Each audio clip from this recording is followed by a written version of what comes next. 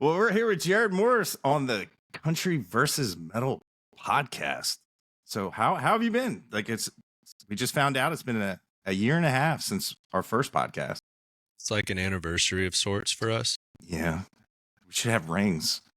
I already got a necklace made with your name on it. Not to be weird, but I got it made after the first time we met. That's right. Yeah. Got a tattoo as well. The tattoo, the white elephant. It's just your face. That was fun. That was really cool. It was just my first time in Texas, and you asked me. I just remember you're like, "Do you know where Miller Lite was first brewed?" And I was like, thinking, and you were like, "The answer's not in my teeth." The answer's not in my what? You were like, "The answer's not in my teeth," because you smiled, and I was like, "Man, for a guy that's on the road, he has a great dental routine." No, got some pearly whites over there. What is this? I caught you looking at my teeth or something. Yeah. Oh, that's funny. My face is here. Yeah, that's exactly what you said. You said the answer's not in my teeth, and I'm like, ah. Oh, that's funny. Yeah, or are you a mouth watcher when people talk to you? Like at a bar, at a place that has a high noise. Yeah, I will. Okay. I will try. I won't mouth it back, which that makes my brain fry when I'm talking to somebody and they're like, "Yeah, dude, I can't do it." Yeah, I'm like, just put a, I could do this, but the whole. Yeah, it's actually there was a guy I met recently that does that, and it actually was like kind of endearing in ways because at least they're really paying attention to everything you're saying. Yeah. It was kind of interesting. It's a little creepy, but it's still kind of like endearing in a way. Yeah, that they really want to retain the information you're saying. But also, like, I'm the kind of person where, like, I'll, like, alternate my tempo just to see if they won't catch on to my games. Oh, wait, did you say audinate? I don't even... Alternate, like, alternate. The way that I'm talking, I would go from, like, Micro Machines to, well, Oh, let's see how good their game is. The bouncing ball on the karaoke. Dude, I did karaoke for the first time this 2 weekends ago, and I was petrified. I was so nervous. Karaoke? Yeah, like I hate it. It's one of my greatest fears is doing karaoke. I've avoided it my whole life, and I just did it for the first time, and it was a nightmare. And it went about like I thought it would. The problem with since you asked, I'll go into this. The problem with karaoke is you're kind of supposed to be bad, right? You're supposed to. It's like almost this perfect amount of being bad, but still kind of crushing it. Being confident in how bad you are is what gets people fired up. And if you get up there and you're pretty good, you just kind of look like a douchebag. Right? And I didn't know what to do because it's like, well, I did White Wedding, and so it's got the big, like, start again. It's got that big part, and, like, they kind of got fired up there, but I don't know. It's like if you kind of crush it, they're like, okay, really? I would do that. If I was watching and somebody got up there and crushed it during karaoke, I'd be like, all right, this is freaking cool, really cool. You come down to karaoke. You know what I mean? So it's like there's no way out. Then if you do bad, you're just bad. God, what a nightmare. Probably overthinking it like most things, but so that's where my head's been at. Yeah, for the last week or two. What if you're like too naturally talented for karaoke? What do you do? Like, just keep like a balloon full of helium, just to. Oh yeah, just to change it up, keep it interesting. Yeah, and then like the mics are terrible. You can't hardly hear anything. And, yeah. Oh my gosh. Never seen a flat SM58 or. Yeah, because everyone doing the mic since mic drops became like popular, and it's just like you just see like them just like a part of them just. That is very true. That is very true. Yeah, mine was totally mangled. That's funny. It's okay. It was like a smoky bar. You could still smoke in there, so that was cool. That made it a little bit better. I probably should have been drunk.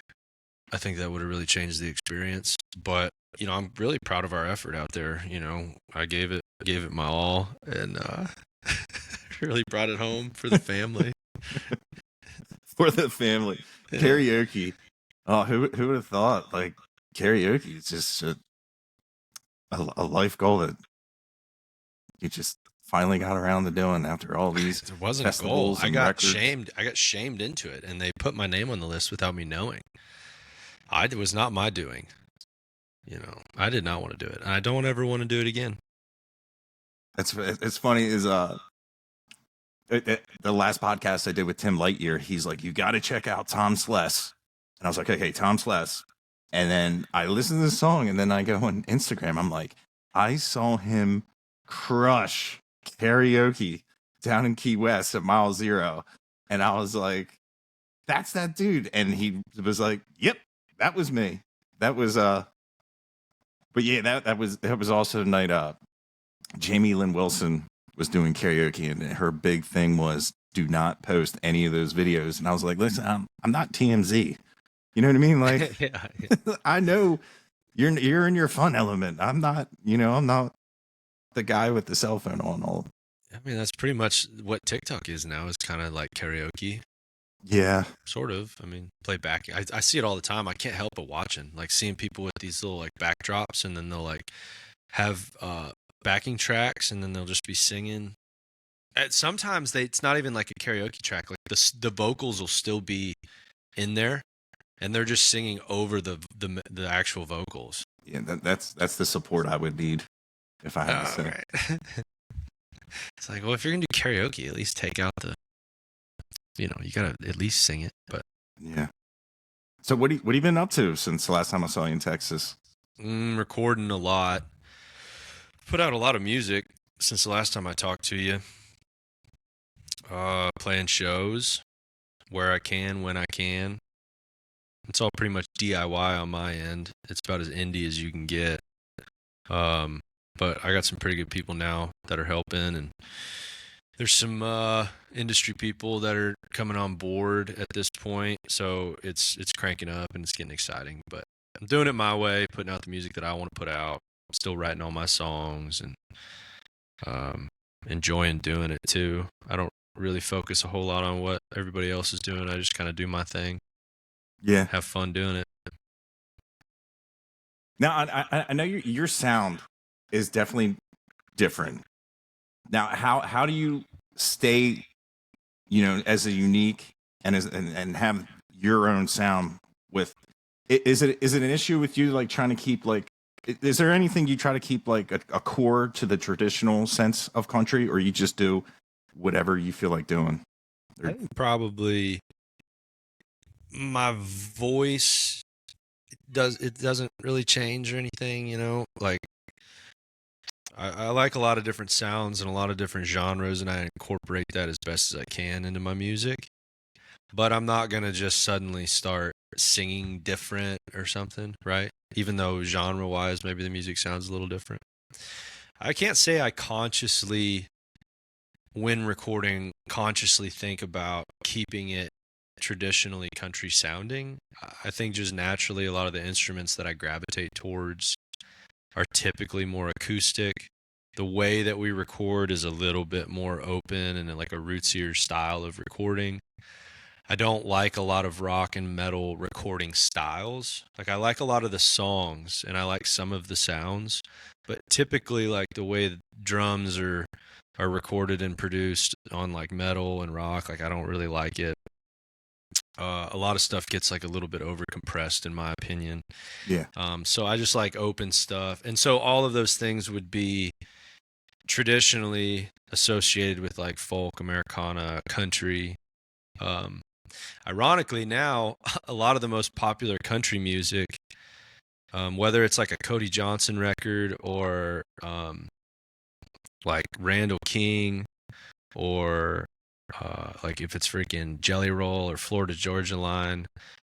I mean, like a lot of those records are kind of cut the same way. The songs are very, very different and the way that they're performed are different. But to me, a lot of those sounds are pretty similar. And like if you go to a lot of country concerts nowadays, rock and roll, well, I guess just rock really overtook a lot of country sounds. I mean, most country records are mixed with like rock drums. The way the kick sounds, the way the snare sounds, the way the bass is mixed, it's rock. But it's not like a classic type throwback rock sound, which I enjoy, you know. Um, so yeah, it's an interesting landscape in music right now. But really, at the end of the day, all you're doing is just trying to play stuff and make stuff that makes you feel something. I mean, like even all those things that I just described, it's not right or wrong. Like, and people enjoying it, not enjoying it, that's your opinion. And it really just comes down to like, do you like it? Do you feel something? Do you feel what you want to feel when you hear it? That's the whole point of making music and recording it a certain way, is to like invoke a feeling. And that's a total opinion game. So that's why it's fun. That's why it's a nightmare. It's a paradox, you know. Yeah. It's difficult. I mean, some songs you're putting your heart out there, and, you know, and then you got to go sing it to thousands of people. Tens of people. Tens of people. So I've seen videos of you. You're doing good. Yeah, I would hope so. It's all good, man. Yeah, and I love how it's funny. It was like you're like the comfortable cowboy. What do you mean comfortable? That's a funny word. You're just, you know, tennis shoes. Oh, starch pants. The like diving board. Do they stand up by themselves? They do. They got to. Yeah. That way, if you get too drunk at the end of the night, you can just lean on them. Yeah. That's right. They'll hold you up. You walk around like Pokey. Yeah, they're just a good friend. You know, they're just the guy helping you get out of the bar when you've had one too many. Yeah. You know, he's there to pick you up. I love that video on YouTube where the guy was like, "You ain't no cowboy," and you're like, "Well, what are you?" He's like, "An accountant." Yeah. Just like, God forbid you're comfortable on stage, like, dude, wearing boots.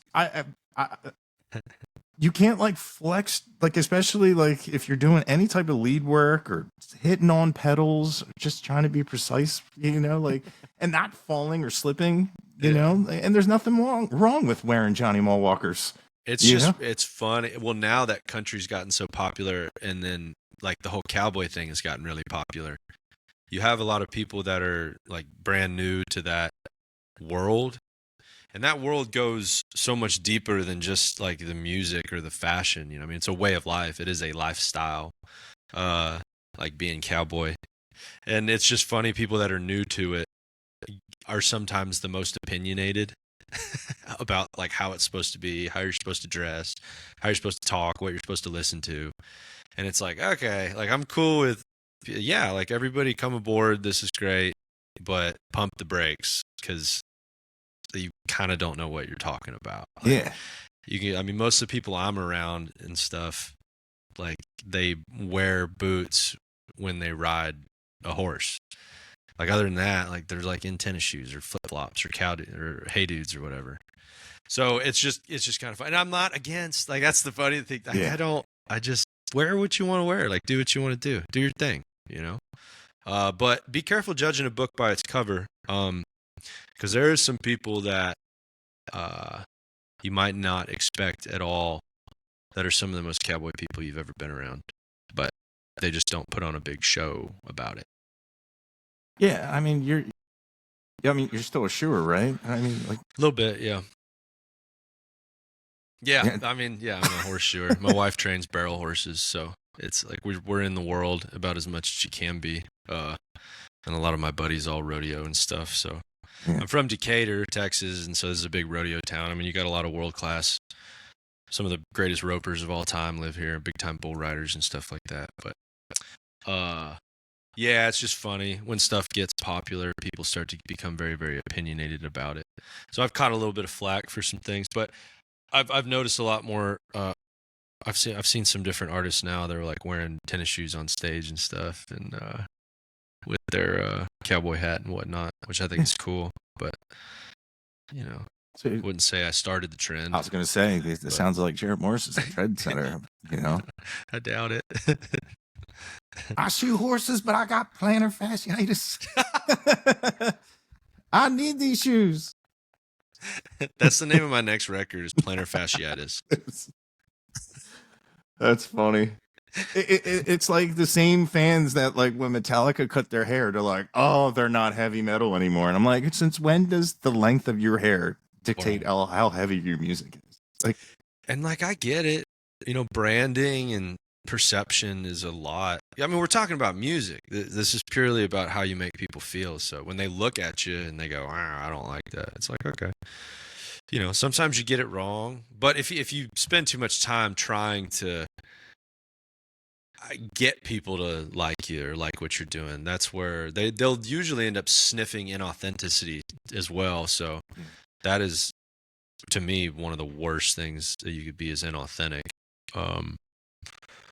So you're going to ostracize some people because they don't like who you are or what you are, but then some other people are going to really dig it because they know it's authentic and real. And so that's what I lean a little bit more into. I've been able to carve out like a pretty cool fan base. And it's nice as well hanging out with them and getting to meet them after shows, because typically when I meet them, I'm like, oh, yeah, I'd hang out with you.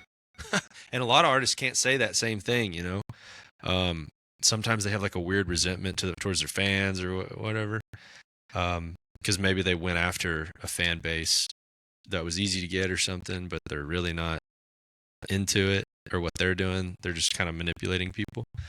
And that's just not exactly what I was interested in doing. I wanted to have some people that really like understood who I really was at a deep level. And if they connect with that, there's a good chance we would have a lot in common. Yeah. Which is cool. That's really cool. Yeah, an organic following. Yeah. Where like you could be friends with your fans. Totally. And that's a big deal. Yeah, to a point. Yeah. So you've been doing this a lot longer from the last time I talked to you. So what is your go-to move when a fan hands you a cell phone now? Have you on stage, or what do you mean? Yeah. You told me a funny story the first time. Was it the palming her head? Yeah. Dude, that like haunts my dreams still. I just can't believe that. That is just so wild. But yeah, I have gotten a little bit more comfortable with taking a phone from somebody on stage. I guess I probably just throw up the deuces, and then try to take like a little video with them, right? And then I throw it back in their face. I'm just kidding. I open their Cash App and take all their money. Yeah. Because I'm worth it. Just open up their Venmo. Yeah. Oh, that's funny. That's funny. I should do that. Yes. They're like, Jarrod Morris stole $4.25 from me. That's a Whiskey Riff headline right there. Yeah. That totally beats out the John Moreland and Cal Dex fight. Oh, hey, what is that? What's that deal? I don't know. It's just. What is that about? I just saw a headline about it. Also, some of those headlines are starting to get pretty brutal. I'm just flicking past them because it's just like Lainey Wilson, like, I don't like. It's just like the most pointless stuff. Like so and so, threw her own CD into a lake, and it's just like, well, I don't care. They're just starting to get a bit extreme, in my opinion. But what is this Moreland? Kyle Nix, you don't know anything about it? Yeah, I guess they got in an altercation, and he went on Instagram and was like, F all the Turnpike Troubadours except Hank. And then there was like a little revision of, I don't have a problem with them. It's just Kyle. And like, other than that, I didn't hear. It sounded like a good time to be at the Mercury. But apparently nobody was there for it, which, come on. He was at the Mercury. Yeah, I don't know if they're all playing together. I think it was. I know Jamie Lynn Wilson was playing there, but yeah, I don't know like how it came across. It's all been like you said, it's all been headlines and not really a lot of like investigative reporting of what happened, or maybe you and I need to go live in the field and get to the bottom of this. This is just out of control. Big Mike's, were you here? What went down? I don't know. Kyle maybe just acted like, I don't know, maybe he was just like rude to him one time or something. Musicians are very, very sensitive. Yeah. Very, very, very sensitive. Yeah. I can't decide how sensitive I am in relation to the rest of musicians, but I know most are very sensitive. What's something that you would be sensitive about? Do you know, like, if or we could even be as simple as like something that you always eye roll at. You have to be asked the question. There's got to be a question that you just. Oh, bro. Yeah, if we're talking about stuff I'm tired of like hearing or talking about, is like, when did you start playing, or what made you? So like, it might. So it might also that was my next question. It might, yeah, it might actually be, how they say it too, because they kind of ask the question like it's just the most profound question ever, and I can see it coming, and they're like, so like what got you into music? And if I hear that one more time, I don't know what I'm gonna do. And I know I've asked you that on the first podcast. You did you? Probably. That's like my go-to. What got you into music? It's like, I don't know. It's just been around. Now I'm like trying to answer it. Nobody asked the question. I'm still trying to answer it. Yeah, Maybe that's why I don't like it, is because I don't have a really good answer for it. Yeah, and like I'm trying to think. Like, mine was like my uncle being like, "You got to hear this," and it was like Poison, Something to Believe in, and then like hearing like a CC DeVille, like, I was like, "Yep." I don't know how he did that, but I want to learn how to do that. It's a little weird for me to think that people. It was never something I even thought about. It's not like one day I was like, oh, whoa, music. Wow. I never knew this existed. Now I love it. Sound like a Sunny D. Oh, the purple stuff. Ooh. Jarrod Morris. Yeah. Did you just, I think you just tasted me.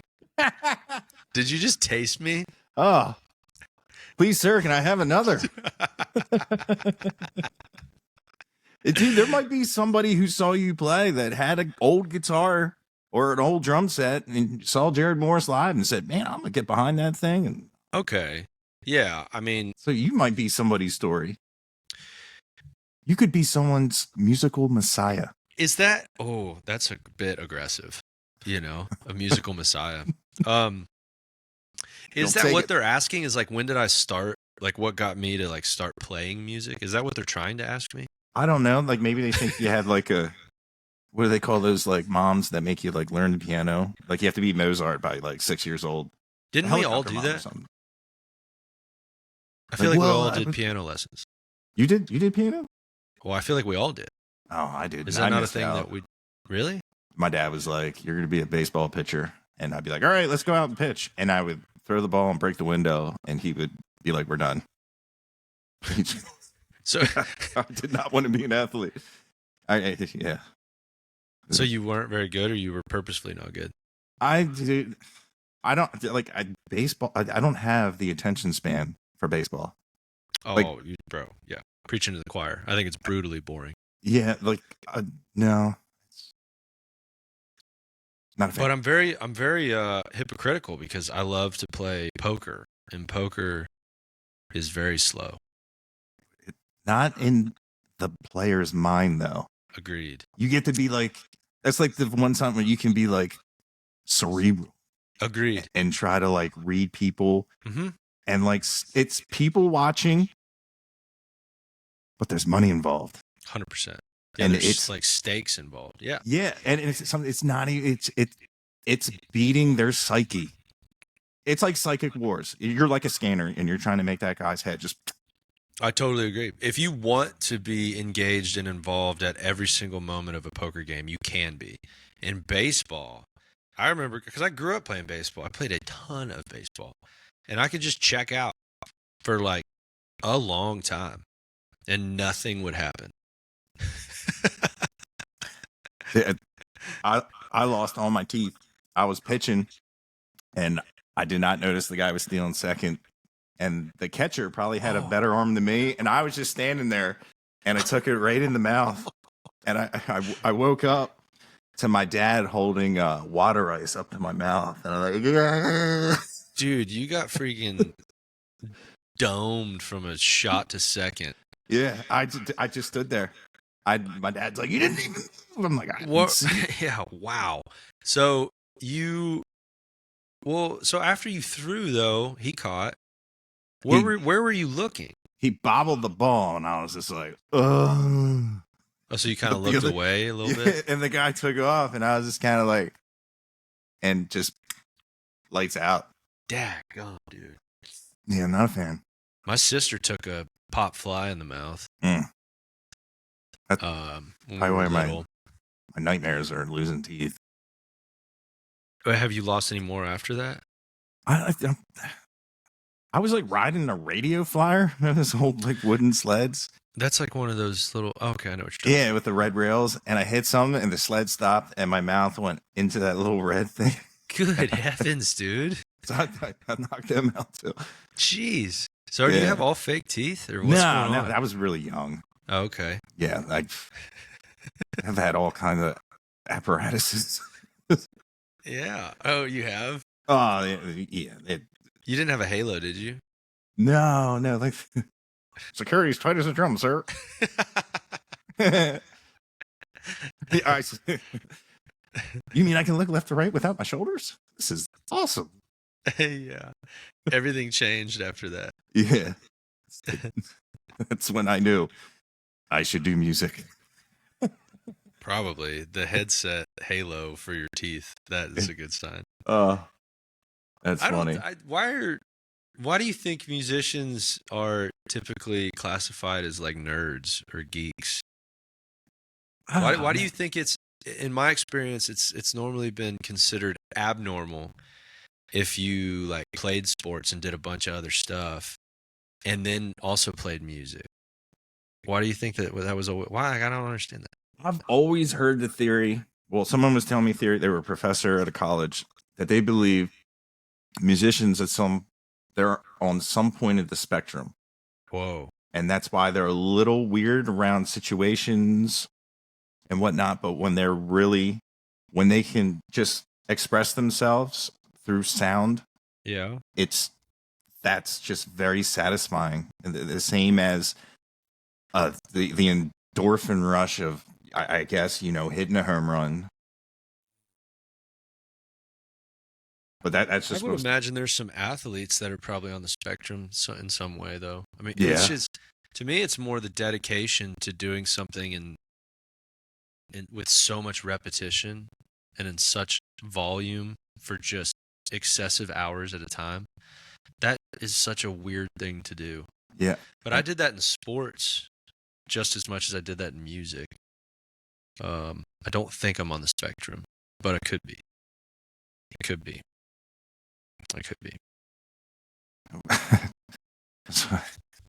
And that's actually why I brought you here to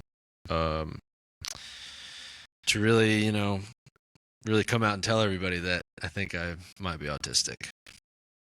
That's why we're here. That's why I've gathered. You can't see right now, but there's a whole crowd of people behind the camera right here. They're all sitting in a circle. Yeah. Just, we love you, Jarrod. Yeah. Everything's gonna be okay. I do have my corgi over here. Booger, come here. Say hi to Patrick. Come here, Booger. Yeah. We just got a new studio here, and it's right next to a cigar shop. Look at that. Oh, corgi. Terrified. Absolutely terrified. Look at Patrick. It's weird how they know what a camera is. I know. Have you ever noticed they avoid looking at themselves? Yeah. Or do you think she can't see it? They have to know. So quiet. You think so? But then again, when you first walk into my house, I have a mirror. My dog won't bark at it, but some other people have brought their dogs over, and they are not happy with themselves. Really?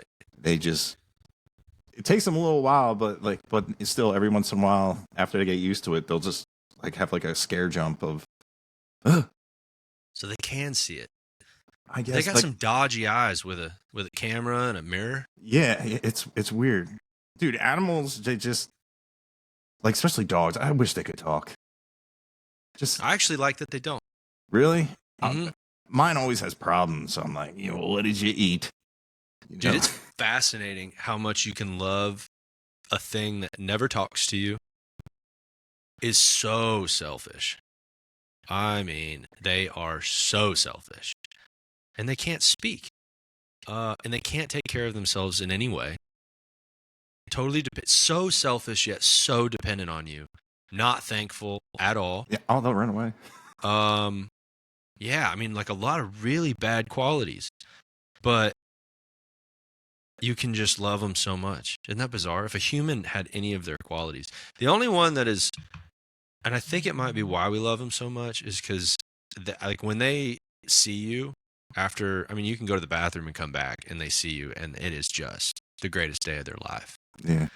And but again, if a human did that, it'd be pretty freaking weird, right? You'd probably get tired of it. Yeah. Like 2-second Tom. Hey, I'm Tom. Yeah. Hey, Tom. Exactly. Hey, I'm Tom. Yeah. All right. Right. I know. But is it because they forget?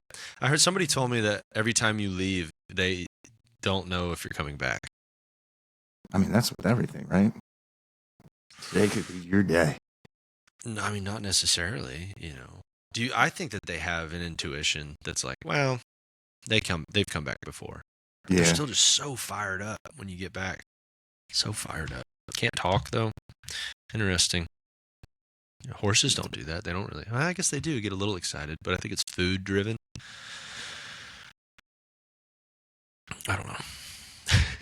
Are you the horse whisperer, or you just tolerate them and they tolerate you? I like horses. I love horses.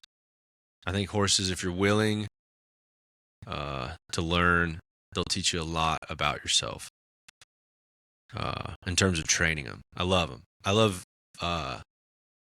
I don't love dealing with other people's horses. So, like shoeing, you have to deal with a lot of other people's horses, and you're kind of left with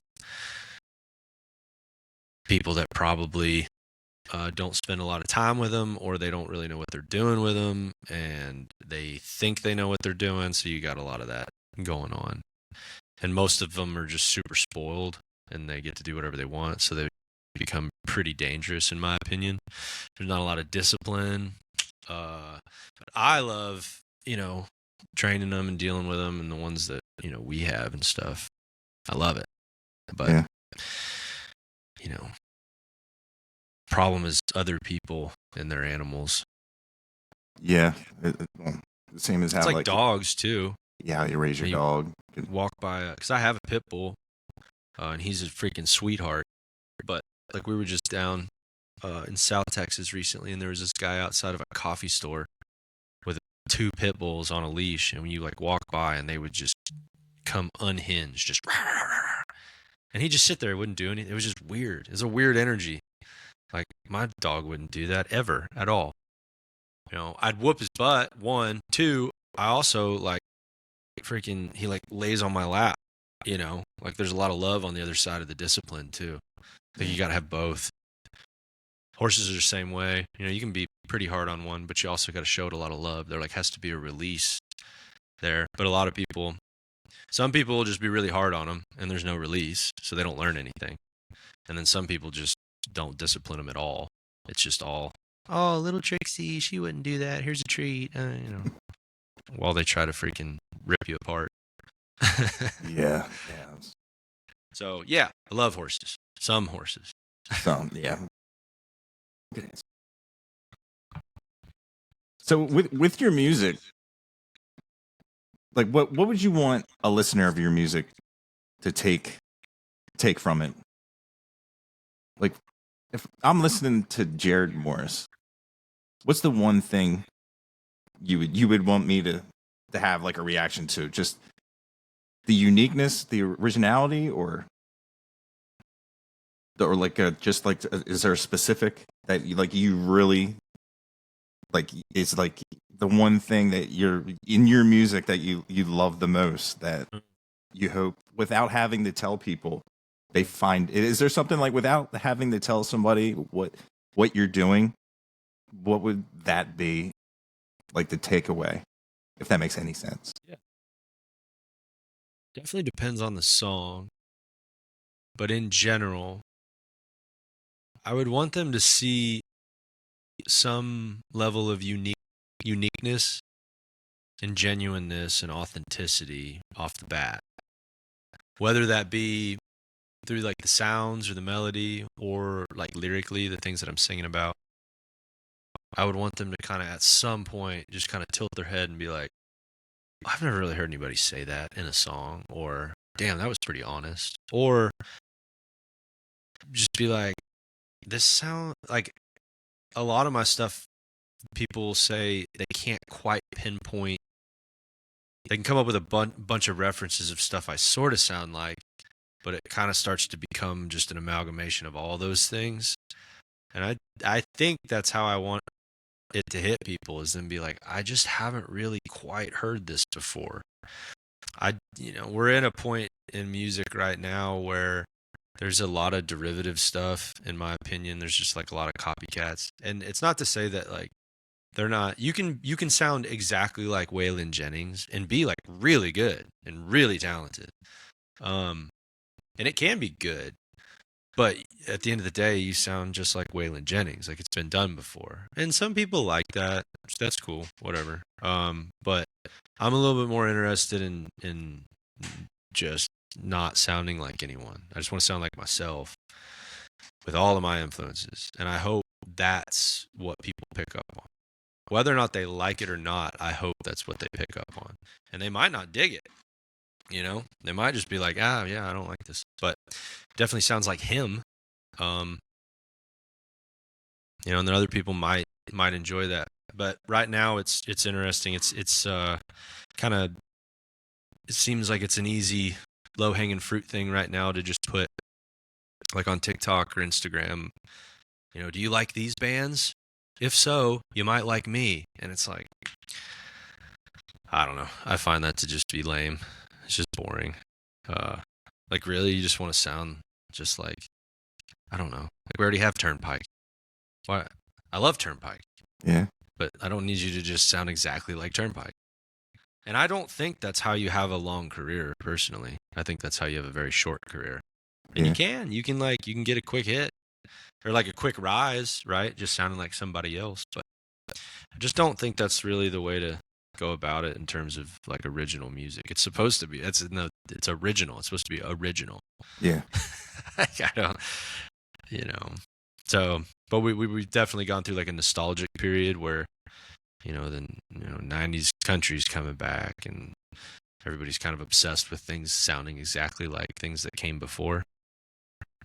Which I understand, and I like taking parts of things from the past, but I also want to carve out my own thing as well. Yeah. So, are you still on the journey to find your voice? Do you ever think you'll ever really be satisfied with, or you just always need?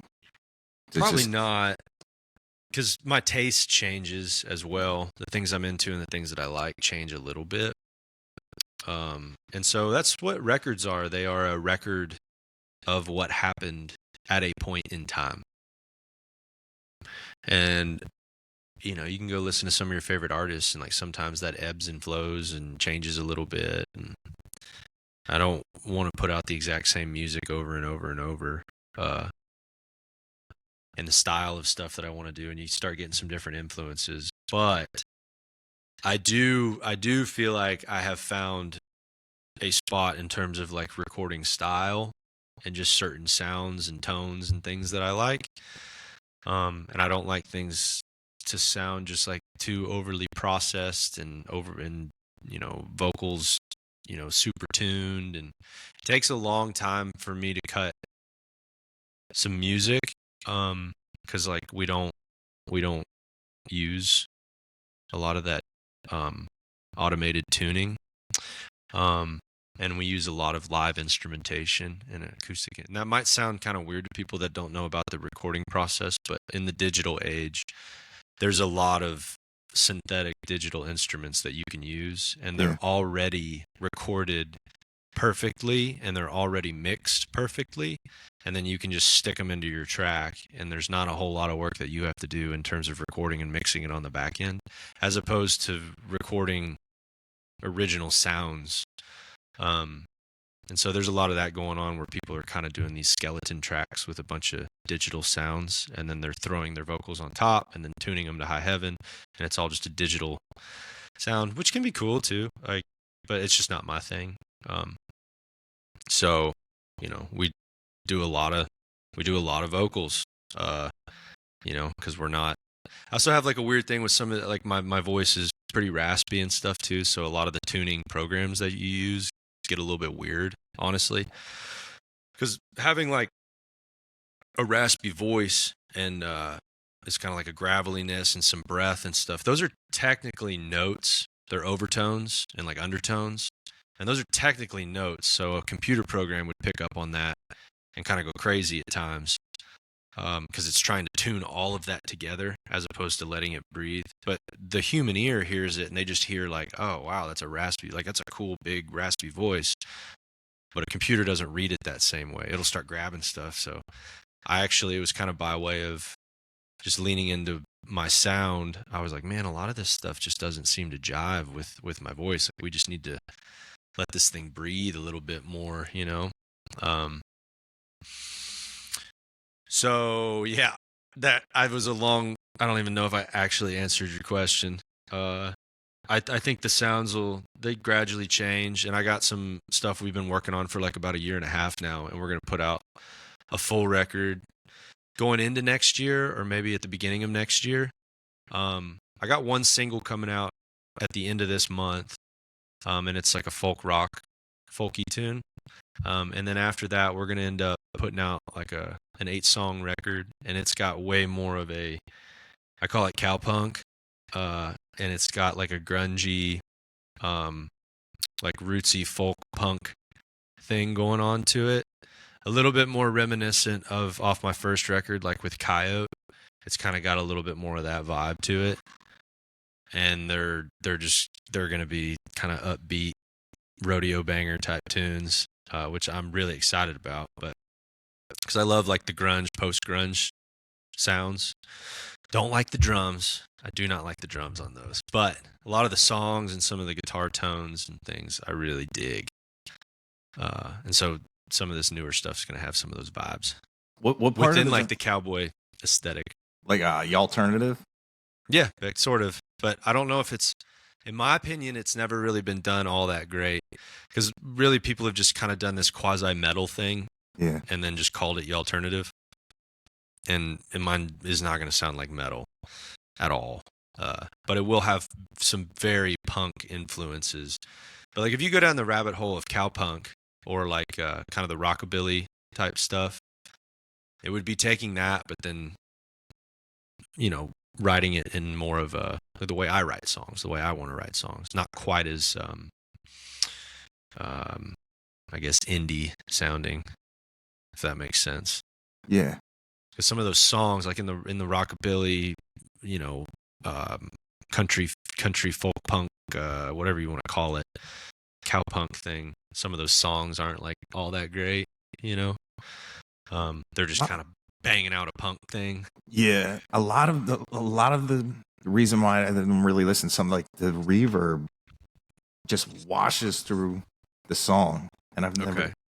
Yeah. But what part of the drums, like with the grunge? I'm trying to think of the.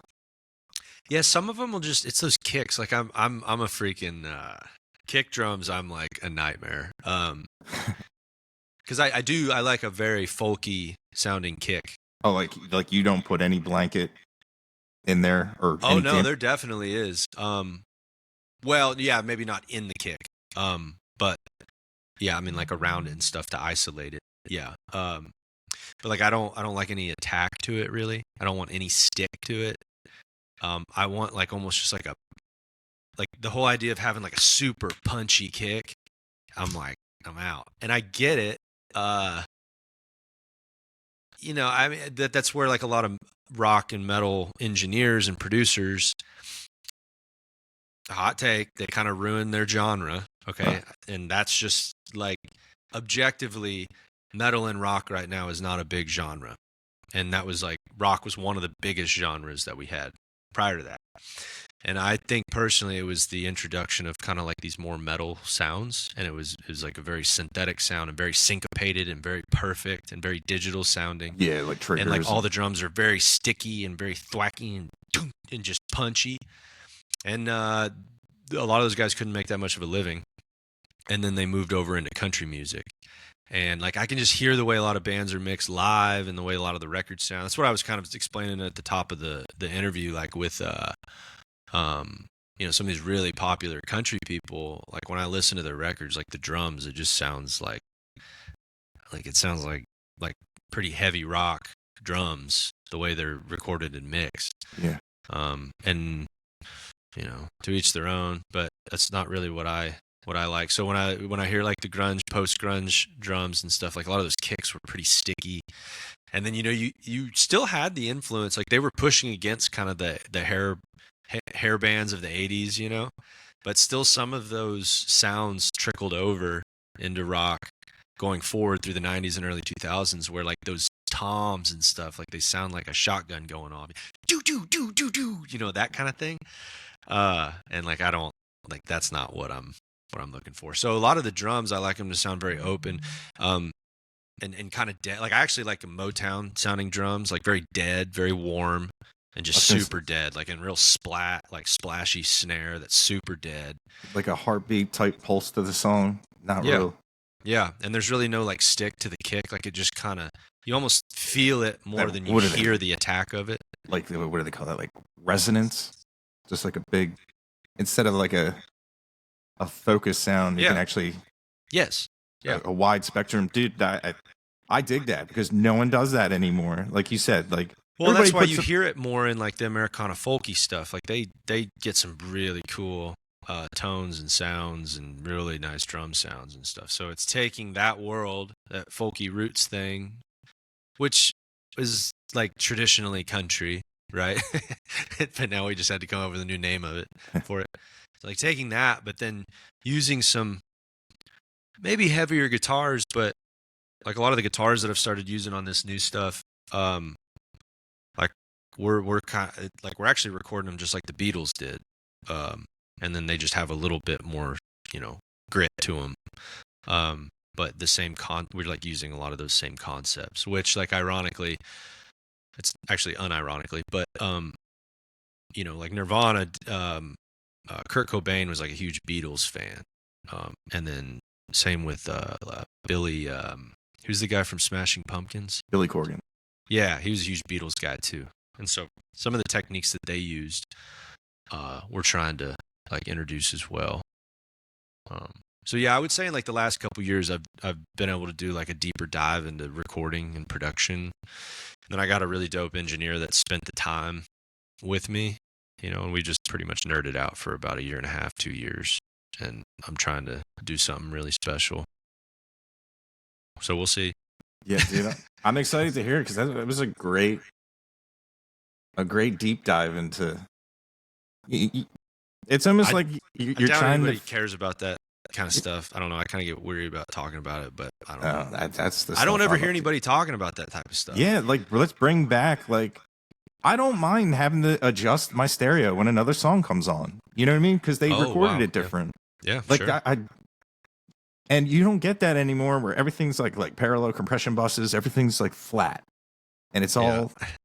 And like it's just weird. Like albums back in the day were like, I really appreciated like when they were recorded all at the same spot. Sure. So they had the sound they loved, and like not like it's all sounds the same, but it's all like, you know, the same board. There's no, but like even if you tried something different, like it was okay when you'd be like, oh, this one's loud. Yeah, it was different. Like even if you don't like AC/DC, you know when they're on the radio because they have their own sound. 100%, dude. Yeah, I miss that. Yeah, you're telling me. Yeah. So it's like trying to, but it takes a lot of time to like try to carve out a sound and some things that work for you. And you know, I think that there's a big opportunity to do that because it's just nobody's quite taken that time. And it's weird too because I think we have more of an ability to do that than any time before. Like taking the amount of time that I'm talking about used to cost you $1 million. Yeah. Right? For the gear that we're using and able to record through, and the emulation softwares and stuff that we're able to use, like in a real studio, to spend 2 years cutting the songs that I've been doing would cost like freaking $1 million or $2 million. Yeah. And that's just not the case anymore. So we have such a huge opportunity to spend like a lot of time to like get very detailed, and that kind of freaks people out sometimes because they immediately assume it's like overproduced. And yeah, you can, but a lot of stuff I hear nowadays is like super overproduced, and it doesn't sound unique. And they're just taking like every freaking instrument, like, oh, this is a country song, so they've got pedal steel, fiddle, freaking just go down the list of every quintessentially country instrument, and they just slam you with all of it. And then they got this huge sticky kick and like these massive drums and huge harmony. It's just like, good gosh, you talk about overproduced. And a lot of carving out like a unique sound is like you throw the kitchen sink at it, and then you start taking the eraser to it and like whittling down and simplifying it, and that's how you start to. But that takes like a ton of time. You can only have I'm big on first listens. So whenever we do a bunch of work and stuff, and we don't hear the music for like a few days or whatever, when we come back into the studio and listen down, like we're fully prepared to make a bunch of changes and edits and moves and things, because we're just fresh, right? We haven't heard the song in a while. I have no like opinions about it really at that point. And then you just let that first take, like if somebody tries to talk to me or like in that first take, I'm like, shut up. Like I'm trying to listen, right? Because you'll hear things that you're like, oh, what were you doing there? Like, get rid of that. What is that? Or you won't hear things that you were like, pounding into the ground the week before, worried about, and then you listen back to it and you're like, oh, sounds great. What a lot of fuss. What were we, and so that takes a lot of time, right? Like you have to forget about the harmonies that you just put on the song on Friday, and you were just sitting there just like, gosh, I can't get them right. And blah, blah, blah. To forget about those, it takes like a couple days probably. Right? Yeah. That's time, and in my opinion, that's the way you make like big records. Hopefully I don't sound like I don't think I have it all figured out or anything. That's kind of like what we're doing, is just putting in the work and the effort to just try to figure it out. Let's find some unique sounds. Let's make some unique songs. Because I don't have it all figured out. And so we're just, trying to put in the time. Yeah. And dude, and everybody's got their own way of doing it. So like, I'm just doing my thing. Yeah. Finding your process and everything. And it's like what I tell people, like, you don't need to sound like everybody else. And if it is not such a top-notch recording, like the talent will shine through. Bro, Zach Bryan is like a prime example. Most of his recordings are like very, very low budget. And he, like, give him credit. Like if you like him or don't like him, whatever. But like, he sticks to what he wants to do. And I mean, it is about as raw as it gets. Yeah. And that's hard to stick to, especially like sign a major record deal and all this. And you got a bunch of people in your ear. Like that is hard to stick to your guns on. Really hard. Yeah, it's hard at my level. You go rent a studio and you work with a producer and they're like, well, we really need to do this. Like you get influenced at my level. So at his, holy cow, I got a lot of respect for him, Yeah, I really like even if you don't like his voice, you just have to respect that he's keeping that process alive, because it's so like Summer Dean, she released the record. It was like you could just tell it just had like analog, organic feeling to it, where there was just no some of the music that comes out, it's just like plastic. It's so sterile. There's no there's no vibe to it. Yeah, I would agree. You know what I mean? Like the Wilder Blue is one of those that freaking dude. The stuff they're recording and doing it just sounds so. I don't even like to say, I mean, good. It's just them. Like, it just sounds awesome. Like, it's cool and it sounds different and it's great. But if you were to just teach a class on mixing and recording and you use their record, it would be, there's probably people that could kind of pick it apart at times. Like, well, why would you? Well, it's not much low end to it. Like, well, it's not that high fidelity. Like, you need to, it's like you could start doing all that crap to it. And then it just loses the essence of them playing and singing. And like their drummer produces and engineers all of it and mixes all of it. And he's super dope. And he like sings awesome harmonies and stuff. So they like have a sound. It's awesome. Yeah. Yeah, you definitely know it's them. Yeah, dude. But even on the other end of the spectrum, on like the more heavier sounding stuff, there's a dude named Austin Mead, and the producer that he's worked with is a guy named Taylor, who got his start kind of like doing all Wetzel stuff. And then there was like a huge, wave of people that kind of just wanted to sound like in my opinion. But like Austin did I think it was like a Red Roof Inner Estates or something. I can't remember what it was called. Yeah. But he did a record with Taylor, and like, holy cow.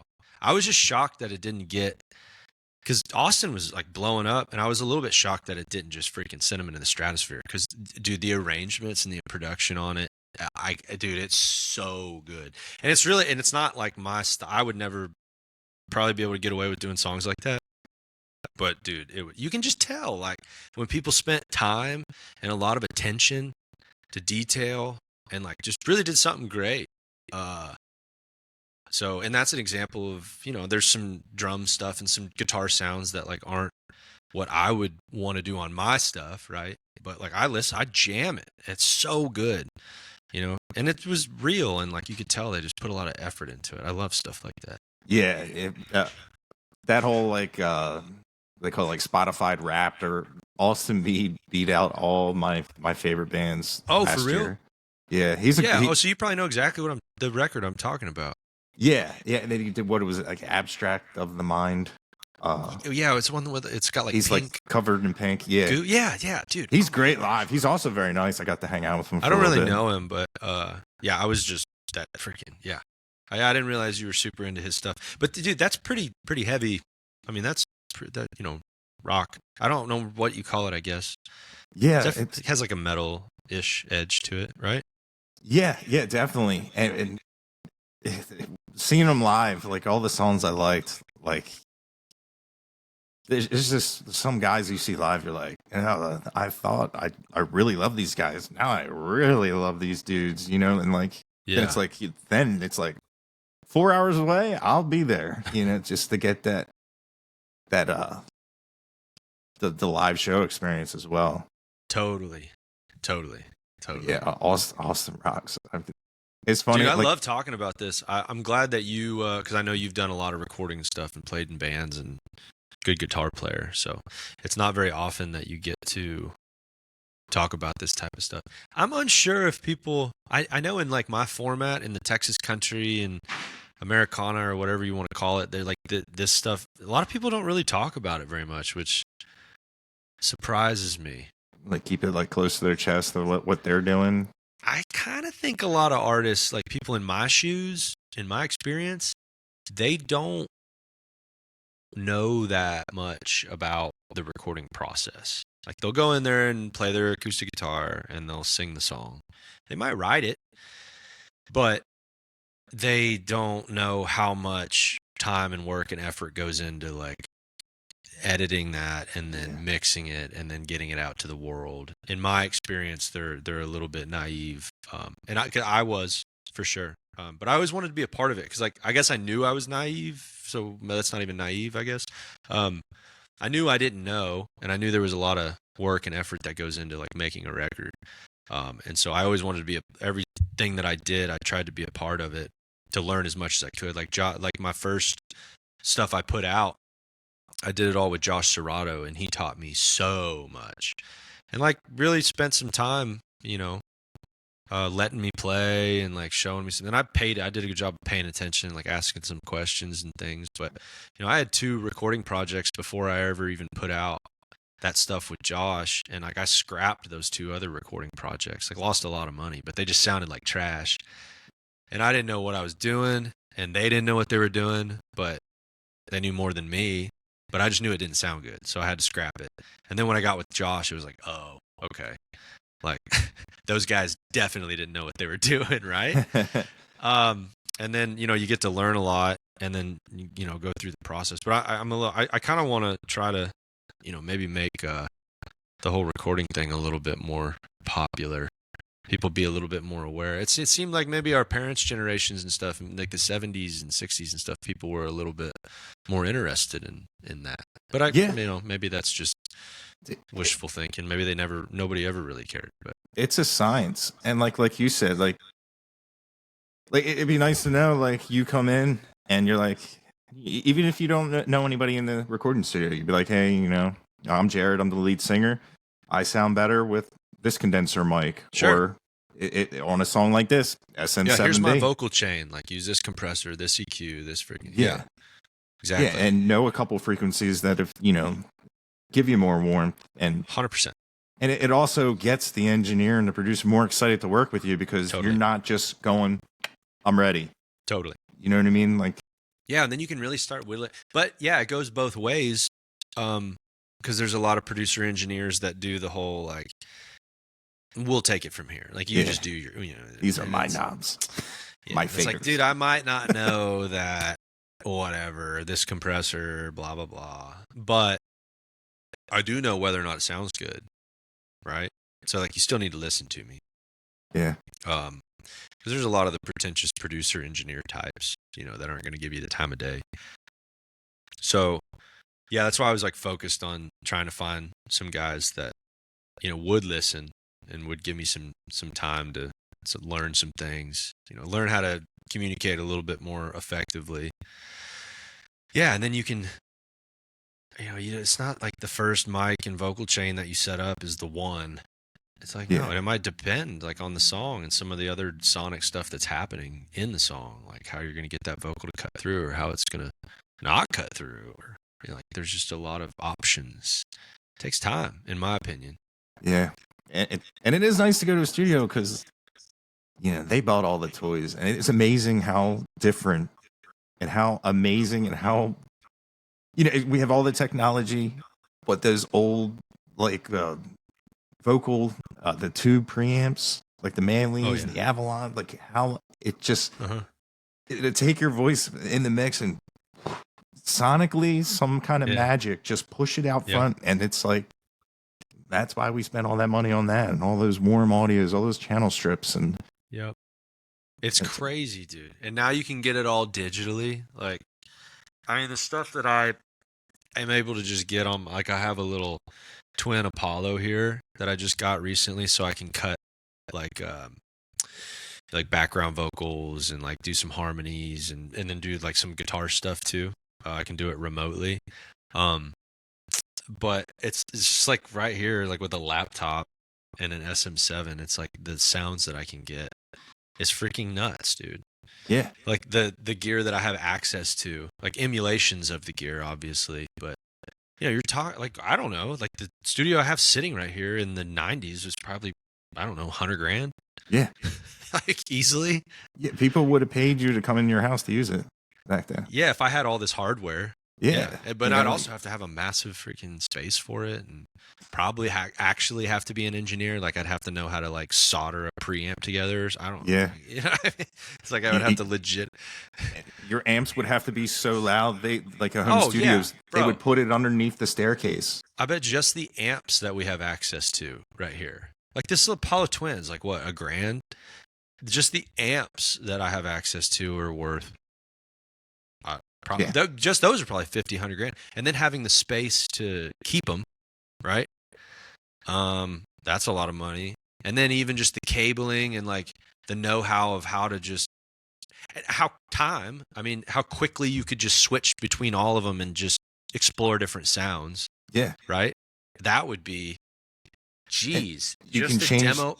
Yeah, the cabs and the mic placement. No kidding. Every time you change that mic placement, you'd have to get up, walk over there into the other room, into the isolation room, and then move it over, then go back and listen to, So records took 2 or 3 years to make. So right now, if you're actually interested in being creative, and putting some stuff out. It's just such a beautiful time to do it, you know. And so, yeah, it's a double-edged sword too, though, because, you know, maybe I could put out some stuff that like I just freaking bang around on my acoustic guitar and half-ass it and write a half-ass song and put it out there. That, you know, that stream is worth just as much as the song that I poured a year into. And then also, it's so easy to put out music right now. It's just like really saturated. There's just so much music coming out. And so like I'm a consumer of music too, and it's like hard for me to like discover new cool stuff.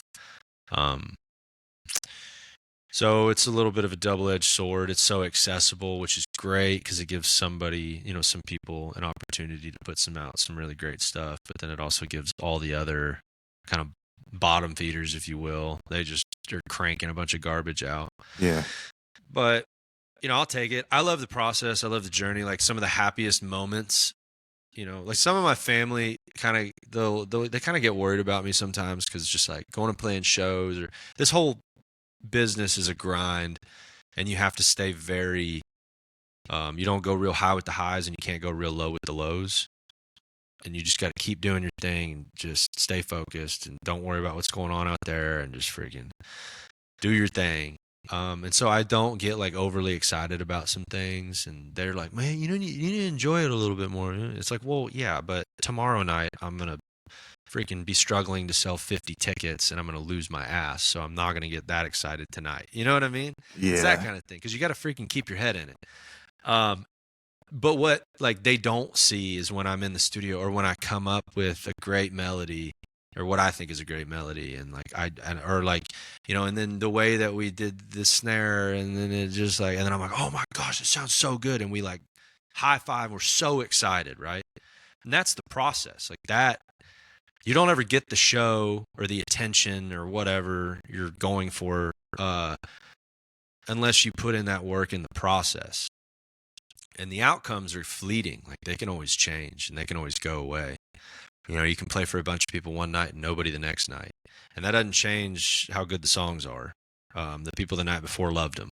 Yeah. So you got to really get committed to like really loving and enjoying the process, or else you're going to be sorely disappointed. But the happiest I am is like when I get to discover something. I love the creative process. That is my favorite part. Love it. Love it, love it, love it. So cool. Yeah. It's nice to be, especially like what you're doing, like to be appreciated as the mouth of Jarrod Morris and also as the brains too, because you know what I mean? Like it's your name on the marquee, and yeah, you know, some people it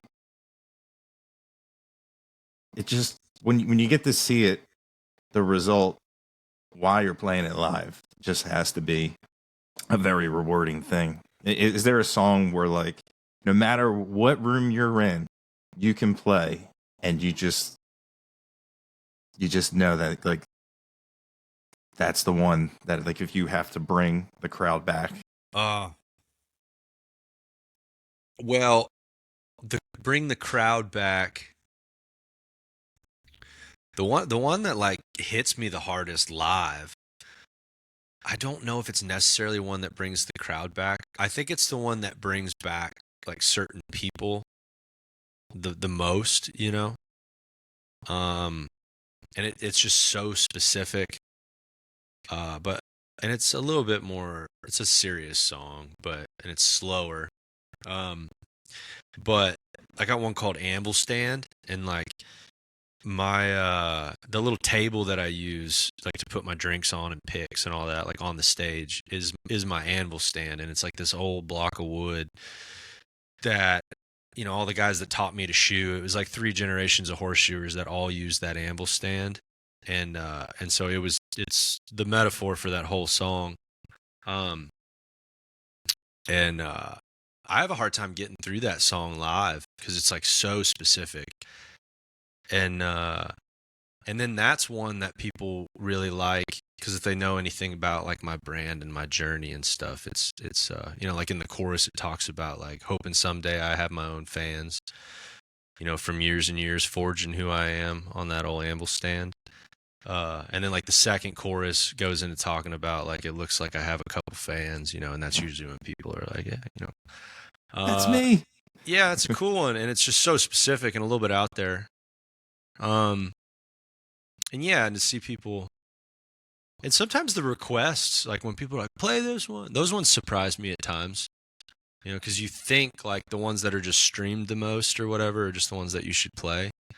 And then some of the ones that people request kind of surprised me. And then like I haven't played them in a long time. And so I'll be like, oh shoot, I got to remember how to dang, I got a lot of stuff swirling around up here. Yeah, like a lot of people don't realize like some musicians, if you don't play it every day, I'll forget it. I'll forget my own music.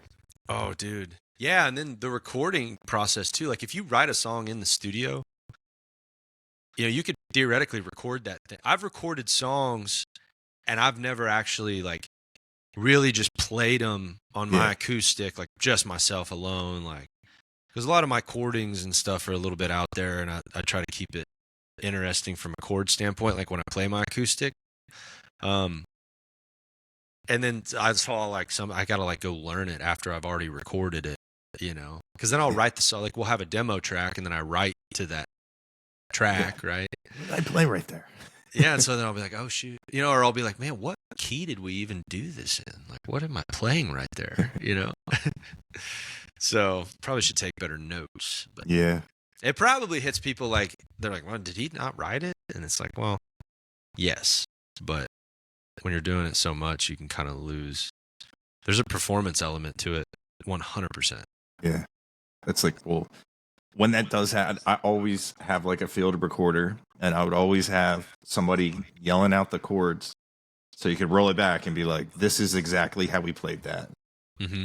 But I guess if you're just banging out the same chords on every song and they're like pretty standard, right? It would not be that big of a deal. Yeah. But if you're trying to like, add the 9 and then like the melody is on this and you're like, what were we doing right there? It's like, you got to keep track of that a little bit, right? I swear some people go in and have the circle of fifths chart and just go off that. It's just, yeah. Well, but it comes in handy. That can be like when you look at it, you're like, B minor coming out of the woodwork. Yeah, and I wouldn't be able to. I mean, from a theory standpoint, people just would like mop the floor with me. I don't know what I'm talking about, but yeah, there's just gotta be. I just have a hard time hearing some of the exact same stuff, exact same melodies. Yeah, but like my stuff is not like it's not even like I'm trying to write like some freaking like Jacob Collier song. Like that's not what I'm trying. I don't like that stuff either, So like I like popular music, and I like simplicity and stuff. But speaking of Nirvana, some of those songs were just like might not be that hard to play or that hard to sing, but the weaving of certain chord shapes with the melody, it was like very sophisticated. I tell you what, it's hard to do. What you say? Sing and play, come as you are. As you are. And if you sing it, it's as you are. Yeah, maybe. But a lot of their stuff is like doo doo, and then doo doo doo doo. It's amazing how simple. That was also the time period where as somebody that loved hair metal, and like in the hair metal band, you had to be able to shred. You need to play 10 million notes for a solo. You had to be super technical, and I love that. I love the challenge. I love like the innovativeness and the technical side. Then Soundgarden came out and Nirvana came out, and they're all like, lessons, practice. Nah, man. And just all that kind of just went so fast, kind of like went away. And I'm like, I spent all this time. But it was cool. I liked the music, but it was just like all of a sudden being good on guitar wasn't cool anymore. Yeah, it was very anti. Yeah. Like even now, like have you seen like the anti-fashion stuff? Like where it's like people dress bad and goofy on purpose. Yeah. Maybe it's like it's a fashion thing, I guess. But like the Derelict collection. so like in music, Kurt was like very anti-pop. The irony though was Kurt Cobain was, I think, like hyper aware of becoming a pop star, and that's what he was trying to do. But he was just wicked smart at manipulating the masses into thinking he didn't care. Yeah. He was freaking so anti everything. But he became a massive pop star, right? Oh yeah. You go to Kohl's right now and buy Nirvana shirts. Exactly. Yeah. I went down a Chris Cornell rabbit hole like a week ago from Soundgarden. I was driving home from Oklahoma and just like listened to a whole live show of his. And I'm pretty sure have you ever heard of polyphonic singing? Polyphonic singing. I think that's what it's called. Like where you would record yourself at one tone and then harmonize with yourself pretty much? Sort of, but yeah. But there's people that can do it live with their single voice. So like without effects? It's like Mariah Carey did it. Like, how when she do her like really high falsetto whistle thing? Yeah. And she would hit overtones. I guess they were harmonies. And they call it like Whitney Houston would do it too. And then, it was a big Google rabbit hole, but Wikipedia rabbit hole. But then in like Mongolian throat singing, like that, they do it, and they do polyphonic, like it's like throat whistling, and they'll do harmonies whistling over top of the. I've seen that, and that's like, yeah, it's kind of creepy too. But isn't that crazy though that. It's funny, people get so opinionated about genres, like this is this and this is that and that's not that. And it's like, did you know that Mongolian throat singers had a commonality with Whitney Houston and Mariah Carey? Right? It's crazy. We're humans, like, and we're making noises with these little instruments that we put together and our voices. Yeah. And so Chris Cornell, when I hear him do his scream, like he has one of the best, like, close mic, high gain, like that scream, and he will. And I've never really heard anybody talk about it, but it sounds like to me he does that freaking polyphonic whistle thing. It sounds awesome. I don't know how people do it. I don't even know if they do it on purpose. It's like it just happens. That's so crazy to me. Yeah, like they have like an extra vocal cord or. Bro, that's so nuts. Yeah, just mix yourself live. Yeah, he had like one of the best like vocal fry. Wouldn't push that hard, but you can just cut right through a freaking mix. So cool. So cool. Yeah. I've definitely come around on the rock stuff. I was not into rock at all. I was always like a very mellow music listener. Always. Really? Yeah, for sure. I mean, I say that, but I loved when I first started playing the guitar, it was all about the blues. Like I loved the blues. That's like when I got into it, So it was all Clapton. But I mean, even the blues I listened to was not very aggressive though. Yeah. Like that slow hand.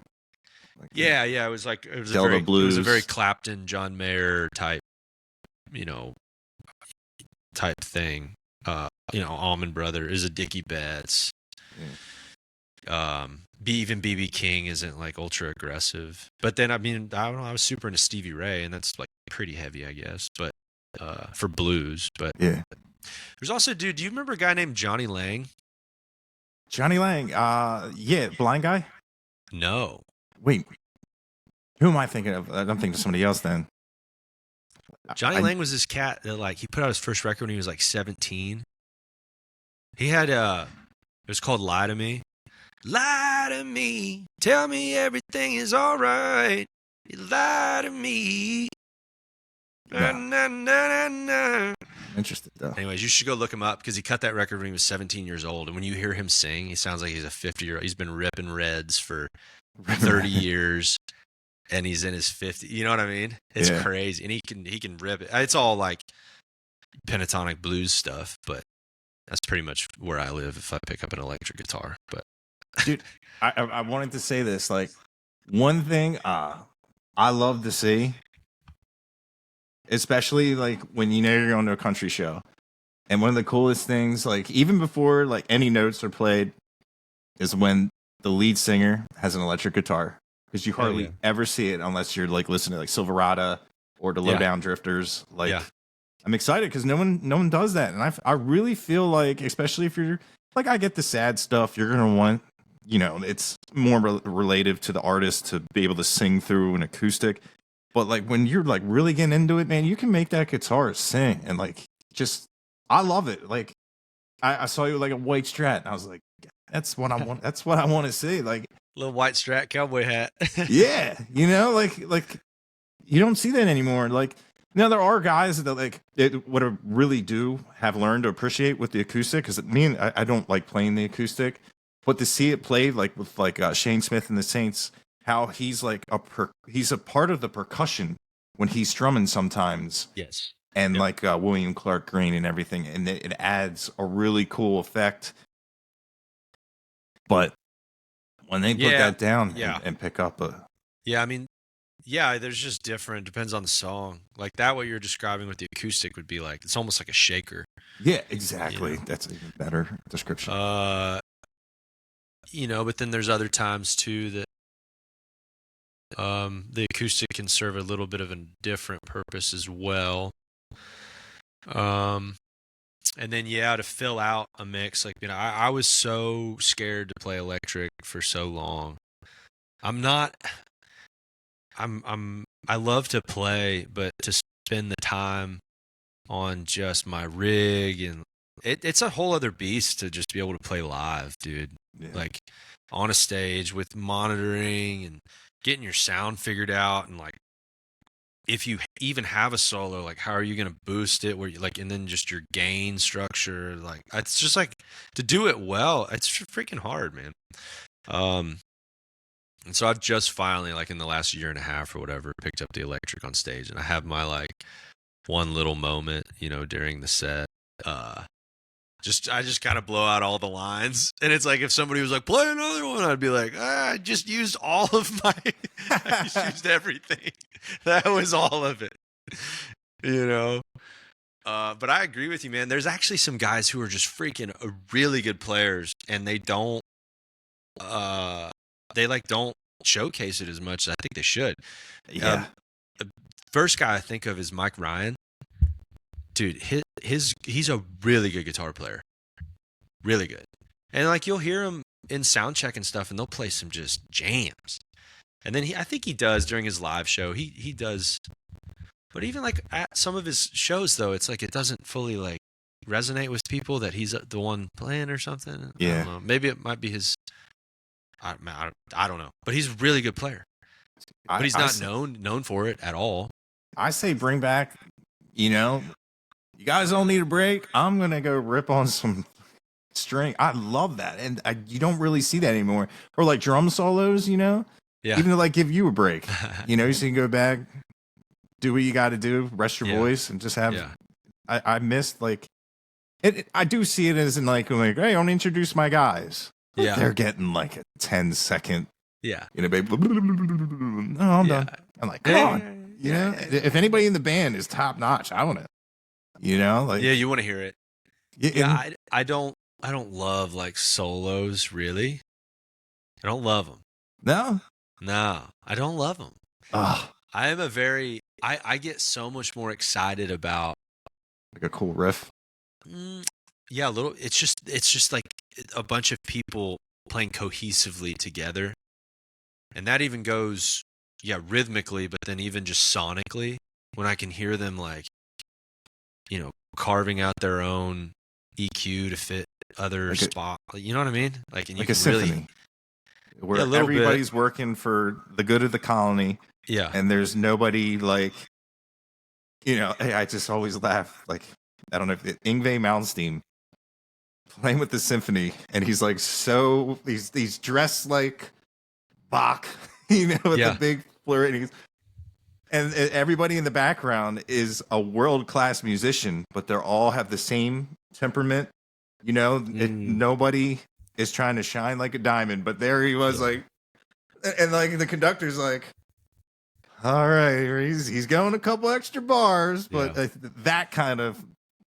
I think he's an amazing guitar player. But sometimes you're just like checking your watch, like, come on, dude. Yeah. But Yeah. I get what you're saying, but man, I just love that. Like, there's moments where like back in the day, like when they would step out on that catwalk, Yeah. something was going to go down. Yeah, sure. No, I get it. And like that's got it. There's a place for it. Yeah, I definitely don't like it every song. Like holy cow. When I have to listen to a guitar solo on every song, it's like shoot me. now, do you like breakdowns? What do you mean? Like, my one buddy, he's like strictly in the country, and he just can't get into metal music because he feels like they always need like that breakdown that like again. He's like, what's the come on? It's like I get it, the formula. Yeah. Oh, here comes the breakdown. It's like you're not even surprised by it. It's just like, Yeah. Well, you should tell him if he wants to start playing that game, then you should just start breaking down the formula on country music. yeah, Because those exist there as well. yeah. It's like, Play the song okay. backwards. He gets all his stuff back. Huh? Like, you play the song backwards, he gets all of his stuff back. Oh, sure. That whole From a lyrical standpoint, for sure. But even like arrangement and the way the song moves and stuff, there's like common things that everybody does for sure. Yeah. Every genre has. I mean, but that's what kind of defines genres as well. Yeah. Is those markers, right? And that's the only way you can describe something to somebody. So it's necessary, but it's only necessary to a point. And then when you start taking those things and mashing them together, it's like, I don't know, man. It's just either good or it's not. Yeah, Kind of at that point, like it's just either good or it's not. And that's a great way to. It's an easier way to look at music, and because like I get like genres exist for a reason. Because if you were in some type of mood, and like you were listening to like Marty Robbins, and you're just feeling the story songs and having the pictures in your head, and then like boom, Meshuggah comes on, and you're like, well, that's not what I'm really looking for. So totally. It's nice to keep it kind of, but yeah, like I always say, like the talent will shine through, like especially because like the generation I'm from, like we would make bootlegs that were terrible, but you get to relive moments, and even then like bootlegs of like Stevie Ray Vaughan, like they're terrible recordings, but man, you can hear like his charisma. Every snack crackle and just he's there. That's so like it will come through if you really feel what you're doing. It we're all wired the same. We have like it's definitely your third eye, your third ear that some soul went into there. And dude, it's sincerity, how sincere you are, and authenticity. I think that's what it comes down to. Exactly. And I can listen to rap, and when you can hear the sincerity and the authenticity, and it's like, this is dope. And then I hear other rap that I'm like, this sucks. Yeah. It's derivative. I can tell they're trying to do something. I can tell it's probably not real. I don't hear them shining through like as an artist. It sucks. I can also hear country music that sounds exactly like George Strait. I mean, the singer is so good. He sounds just like George Strait. The song is awesome. And it sucks. Right? And it's just like, it doesn't seem sincere. I don't believe it. It doesn't seem authentic. I'm not into it, And then I can also hear great country music that is super sincere and authentic, and I can love it. And that's what it boils down to for me, regardless of genre. Like I listen to a lot of different stuff, and that seems to be the common thread. And it's crazy too how no matter where you're at in the world, like what culture you come from, it seems like just humans have this knack to, I guess, kind of decide, even if they don't even know your language or anything, like they can like tell almost. It's like, I don't believe it. And sure, there's people that slip through the cracks that become super. It's not even about like how popular you become. You can be very, very popular while being very inauthentic. But I think stuff that stands the test of time, those are the key markers, is sincerity and authenticity. Yeah, and you can be happy with yourself. Like I've seen people that, you know, they went and they did the formula, they got, you know, they get huge, and it's almost like when you watch them, it's like they're like self-loathing. It's just like, I am just, you know, I am job, I am machine. Yeah. They're just like sad. Yeah, and when they do try to do something different, and even if like it's a good, like, could you imagine if, like, I don't know, like if Slayer released an acoustic album, you know what I mean? They've been, Yeah. it's just some, not that, hey, they may never want to, but I swear I've seen artists get up there and it's like, it just seems so empty, even though there's just so many faces staring at them, and it's just I like, know, man, right? Yeah, it makes you wonder, like, what were they were they chasing something? Were they not being authentic? Like, what is it? What's missing here? You know, like, why do they look so empty? yeah, You know, it does make you wonder. yeah. And it probably definitely goes to a deeper level than just music. I'm sure there's, you know, I have my own opinions on that as well. But, you know, you can be fulfilled in your career and stuff and still be very empty as a person. Yeah. So, yeah, dude, I've got it all figured out, you know? Obviously. Obviously. That's funny. But like, also this stuff is good too, because like, if people, you know, people will find your songs, and it's nice, like, especially now, like how like access there is to people. Because I remember I had Bree Bagwell on the podcast, and I was like really nervous because, like, you know, you see pictures of her and it's like, you know, she's got that intense look, you know what I mean? It's like, she could be really mean to me, Brooding. you know what I mean? She's super sweet. Yeah, she's really know, nice, and I did it, and I was like, ah. But what helped was I got on her TikTok and I saw her videos of her being herself. And you know what I mean? People can go and watch this and be like, dude, Jarrod Morris is not only a great musician, he's funny. Oh, debatable. Uh, Yeah, I appreciate it. Drop dead gorgeous. Yeah. Oh, that was sweet. With newscaster, just pearly gate white teeth. Dude, With like, I don't. You can make a dark man blush. I don't want a magic 8-ball with the. I just want your dentures, a replica of your teeth. I'm like, there's the answer. So awesome, dude. That is awesome. Made my day. Thank you. Oh. And I have good music, right? Yeah, I do. I love. I'm just kidding. You don't. I love this. I love the soundscape. Like, it's just, you're like, that's like, a lot of people, they dislike the Deftones, and I get it, but like that, like, ethereal, just cool. It's just, there's sound waves there, and let's use them. You know, like, yeah, keeping different. It keeps it interesting, especially when it plays a part in the song, and really. I'm glad you listened to it like that, because those take a lot of time, and it is like you listen through and you're just like, I'm bored right here. Like, what?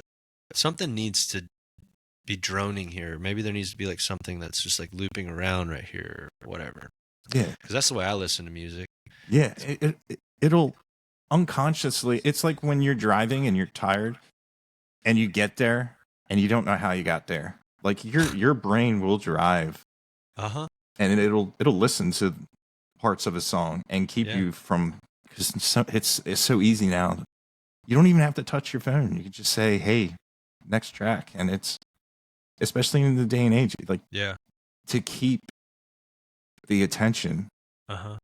But I really think you have a really good way of doing that, and keeping it interesting. And like I always said, like, every time, especially like with your songs, when I listen to your songs and I can see like a movie playing out in my head, that's when you know you have a great song. Thank you. Or if I listen to a song and I don't miss percussion, because I love percussion. Yeah. And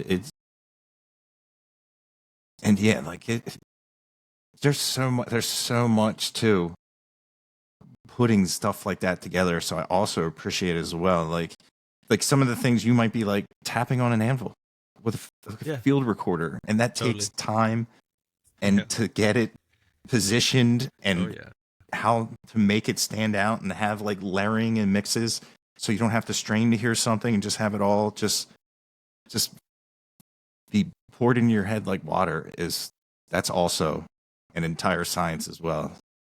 Yeah, dude. Yeah, you just described it really well. Yeah, I appreciate you even listening that intently. You know, for real. That's really cool because it takes a lot of freaking effort and work. You know that though. I mean, you've done it, so you know. Yeah, I haven't done it probably as intensely as you have, but we're all just trying to fool ourselves, you know. Yeah. But it's pretty fun. Much. It's the best, dude. Love it. Yeah. Just getting to travel and to meet people and just hear their stories and it, do you with fans, like what's your favorite like fan interaction? Like especially like if you're out somewhere like you're worried no one's going to be there and people show up and do you like that's the best, dude. Like how did you how did you find me? It's actually interesting. There's a lot of times where people just some of the ways that they found me are kind of bizarre. The best recent one that I've had was I played in Sheridan, Wyoming, and there was this girl that came up to me afterwards, and I got a song called Stampede, and she had a little brother. I think she was like 22 or something, but her little brother was like 18.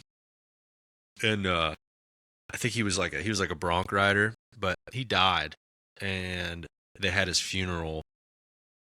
And she had told me something. I think they got him like cremated or whatever when they like poured out his ashes, or like at his funeral, they played Stampede, for them like pouring out his stuff, and that's just like so wild to me. Yeah. Or like people getting married to one of my songs is so super gnarly.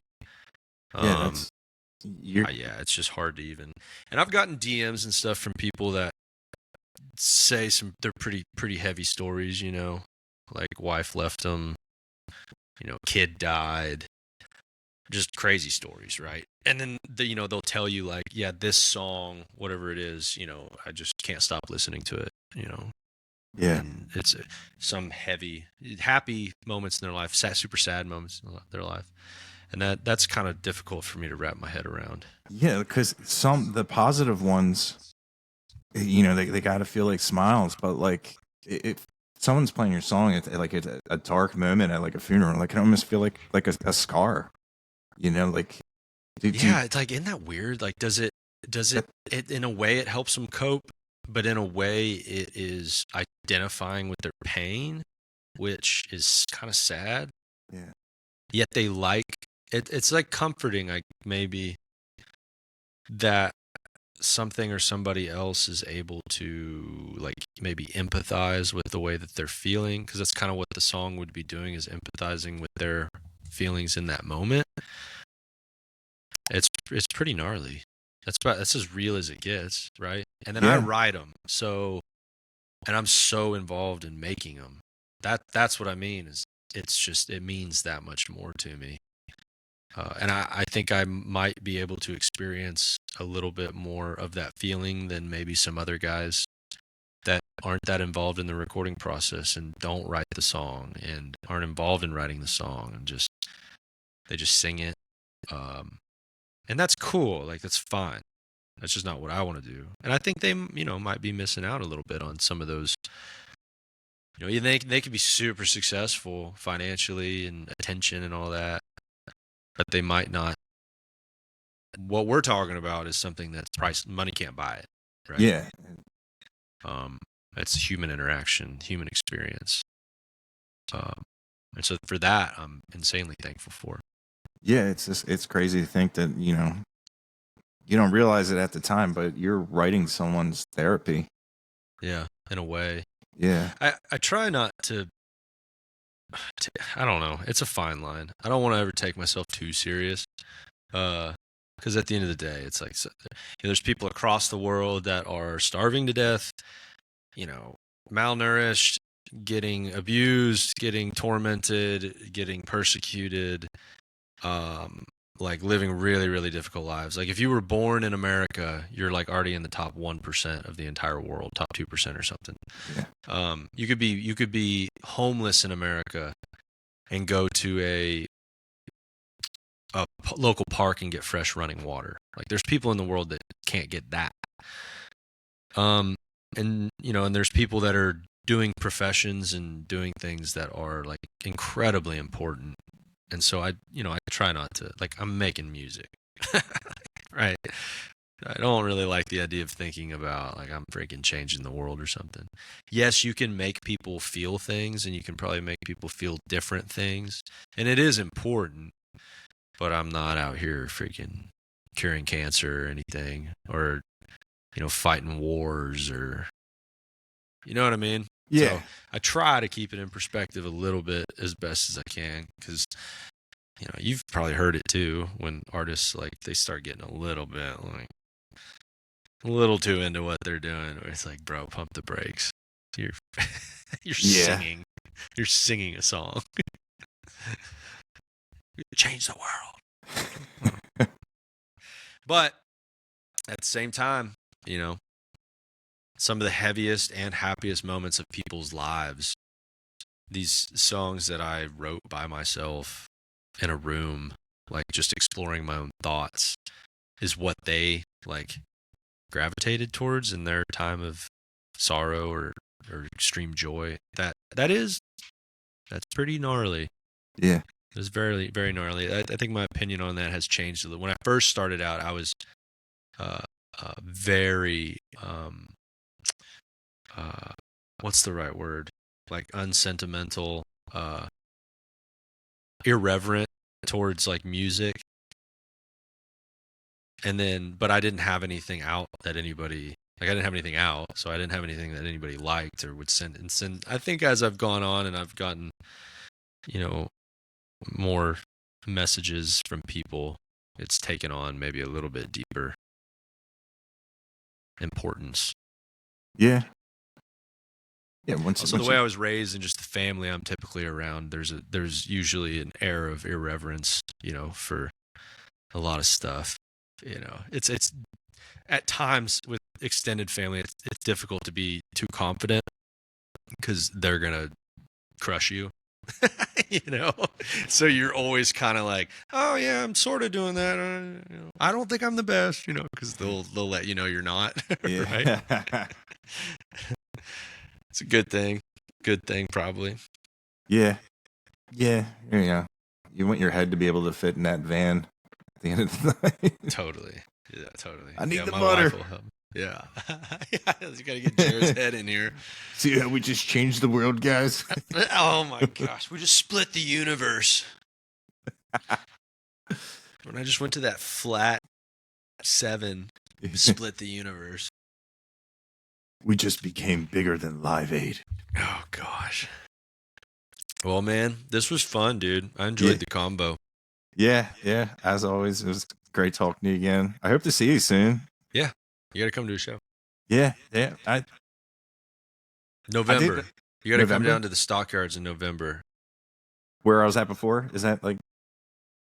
Yeah, you were. Okay. So like right around the corner from where you were, there's a place called Tannehill's that I'm playing in November. That'll be a good one. The flights aren't that bad. I was just checking. I'm like, man. I was like, there's no reason why I just can't take like a day or two off. Yeah, dude. Fly down. November. It'll be nice in November too. Yeah, that's what I was going to say, because, Texas. Just some of that Texas heat. It was hot in October. I was actually like at the Speedway. I was like, oh my God, please. Yeah. It was like an eclipse going down that wall. I was like, oh. Yeah. But yeah. Do you have like any big shows coming up that people should know? Yeah, I mean, I'm playing in Colorado Springs on this Thursday, and then North Texas Fair and Rodeo in Denton, Texas. We play over there with like Casey Donahue and Colby Cooper. That is August 22nd, I think it is. Yeah. So those are some good ones. Yep. Yeah. Tell Colby I said what's up. Saw, dude. What's up? But I guess I know. I'll let you go, but I gotta know one thing. What up? When you're wearing a cowboy hat and sunglasses, has anybody ever came up to you and been like, "Are you Randall King?" Me? No. Yeah. Do I look like Randall? I saw a video and it was you, and I was like, Oh. I haven't really seen a lot of Randall King live videos, and I was like, and it's Jarrod. That's probably why I wasn't. Yeah, when I started singing, you were like, "Oh, that's not Randall." This doesn't sound very good. What's happening with his voice? Why am I pulling my pants up right now? That I have that effect. I don't mind having that effect on guys. You know, I don't. You know. You don't want to be up there and look over at your headstock. There's belts all hanging off. No, sir. Oh, I don't. That's a big buckle. Well, it's interesting. Weirdly enough, my wife would probably like that more. Right? Isn't that weird? It's like if it's dudes throwing their belts would make her feel better than women throwing their bras. And it's like, well, but doesn't that mean that I'm fill in the blank? You know? But I'm just kidding.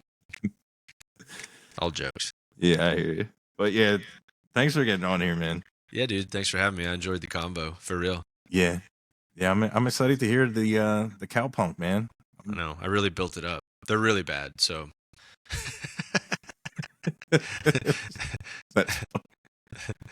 But yeah, man, I'll let you go. Thanks for coming on, and you have a great night, man. Yeah, you too, man. Adios. See you, Jarrod.